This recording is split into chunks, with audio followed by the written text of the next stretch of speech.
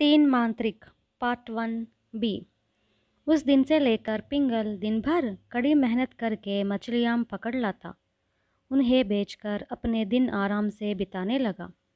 यह समाचार थोड़े दिनों में उसके भाइयों को मिला। उधर पिंगल के बड़े भाई कमाने का कोई उपाय ना देख दर दर जाकर भीख मांगने लगे। उस पेशे से तंग आकर जब उन्हें अपने छोटे भाई की खुशहाली की खबर मिली, तब वे उस वक्त पिंगल के घर पहुँचे। जब पिंगल मछलियाँ पकड़ने गया था, अपनी माँ के आगे दुखड़ा रोते हुए कहा कि वे भूखे के मारे तड़प रहे हैं।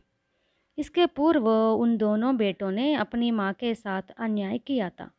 फिर भी मातृ प्रेम के वशीभूत हो उनकी माँ वे सारी बातें भूल गई और उन्हें प्रेम से खाना खिलाया। जीवदत्त और लक्षदत्त ने अपनी करनी पर पश्चाताप प्रकट करके माँ से माफ़ी मांगी। माता भी उनके प्रति दया से भर उठी और समझाया कि पिंगल की गैरहाजिरी में रोज़ खाना खाने के लिए आया करे। एक दिन पिंगल ने नदी में कई बार जाल फेंका, पर एक भी मछली नहीं फंसी। वह अपनी इस बदकिस्मती पर मन ही मन दुखी होते हुए शाम तक नदी में जाल फेंकता रहा। आखिर असफल हो जाल को अपने कंधे पर डाल चिंतित होकर घर की ओर चल पड़ा। रास्ते में दुकानदार ने देखा कि आज पिंगल दुकान में चीज़ें खरीदे बिना घर जा रहा है। उसने पिंगल को पुकारा।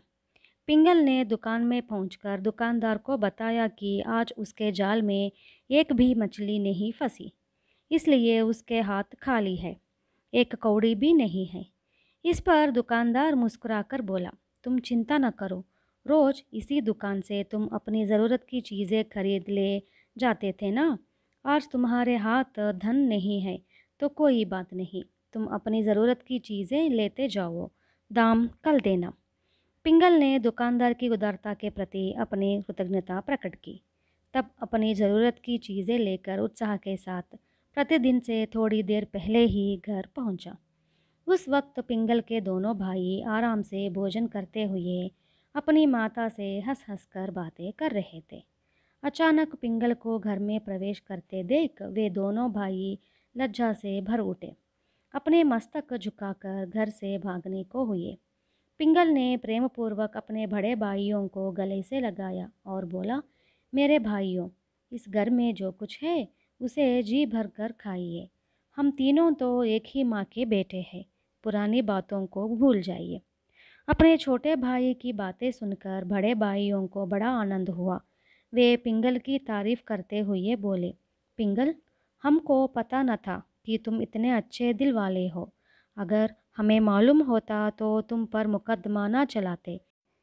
इतने दिन बाद अपने पुत्रों को फिर से आपसी वैर भूलकर एक होते देख उनकी माँ प्रसन्नता से गदगद हो गई।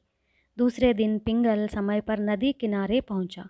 उस दिन भी शाम तक कोशिश करने के बावजूद एक भी मछली न फंसी। इस पर वह अपनी बदकिस्मती को रोते हुए घर लौट रहा था कि उस दिन भी दुकानदार ने उसे बुलाकर सामान दे दिया। पिंगल ने देखा कि बराबर 10 दिन तक उसे मछलियाँ नहीं मिली है। इस पर खींचकर 11वें दिन वह निकट के एक और सरोवर में पहुंचा। उस सरोवर में जाल फेंककर पिंगल किनारे आ बैठा। उसने देखा कि एक घुड़सवार के घोड़े की टापों से मैदान में धूल उड़ रही है। पिंगल यह सोचने लगा कि वह आगंतुक कौन हो सकता है। तभी घुड़सवार पिंगल के समीप आ रुका और वह घोड़े से उतर पड़ा और बोला, पिंगल, तुम्हें मेरी एक मदद करनी होगी। किसी अजनबी का उसका नाम लेकर पुकारते देख पिंगल आश्चर्य में आ गया।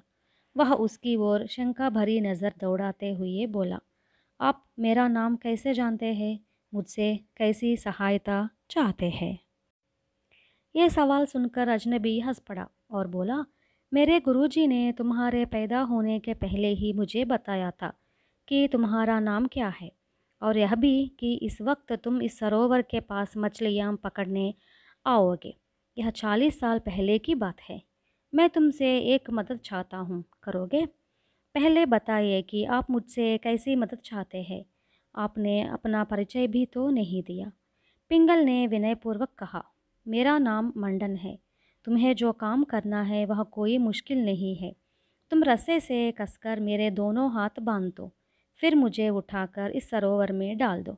थोड़ी देर बाद अगर मेरा सर पहले दिखाई दे तो तुम अपना जाल फेंक कर मुझे बाहर निकालो।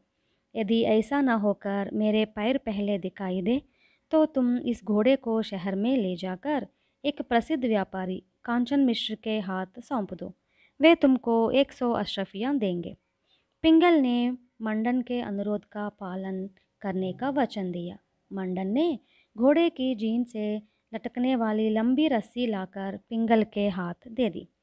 पिंगल ने मंडन के हाथों के पीछे की ओर खींचकर रस्से से बांध दिया, फिर उसको कंधे पर डालकर सरोवर के पास पहुंचा और उसको सरोवर के जल में फेंक दिया। 2-4 मिनट तक सरोवर की लहरों में हलचल मची रही, फिर लहरों का उठना बंद हो गया। थोड़ी देर बाद मंडन के पैर जल में से बाहर निकले। पिंगल ने सोचा, बेचारा मर गया है। यह सोचते मंडन का घोड़ा लेकर पिंगल शहर में चला गया। वहाँ पर उसे प्रसिद्ध व्यापारी कांचन मिश्र की दुकान का पता लगाने में कोई परेशानी नहीं हुई। कांचन मिश्र ने पिंगल और उसके साथ घोड़े को देख सब कुछ समझ लिया। फिर मन ही मन सोचते हुए कि लोभ दुख का मूल है, गोलक में से 100 अशरफियाँ निकाली। गिनकर पिंगल के हाथ सौंपते हुए बोला, लड़के, यह बात गुप्त रखो। तुम्हारे हित के लिए यही अच्छा है। कहानी और है।